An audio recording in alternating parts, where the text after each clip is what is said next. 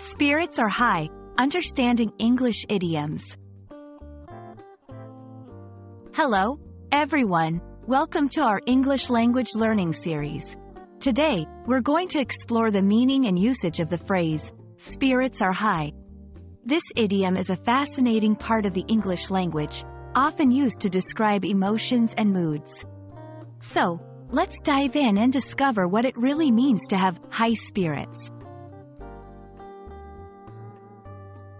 Spirits are high is an idiom used to describe a situation where people are feeling happy, enthusiastic, and full of energy. The word, spirits, here refers to a person's emotional state, not to literal spirits.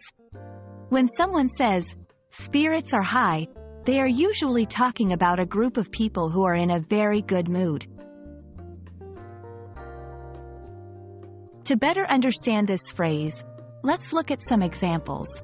1. During the festival, spirits were high. This means that people at the festival were very happy and enjoying themselves. 2. Even though the work was hard, their spirits were high. Here, it's implied that despite the difficult work, the people remained positive and energetic. Idioms like spirits are high are crucial in English as they enrich the language and make it more vivid. They often convey meanings that might not be immediately obvious but are essential for fluent conversation and understanding cultural nuances. You can use spirits are high in both formal and informal settings.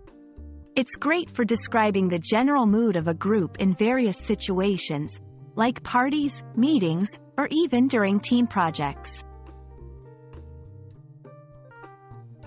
Thank you for joining us today.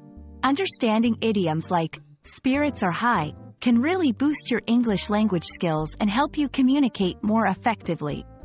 We hope this video has been informative and engaging. Keep practicing, and see you in the next lesson.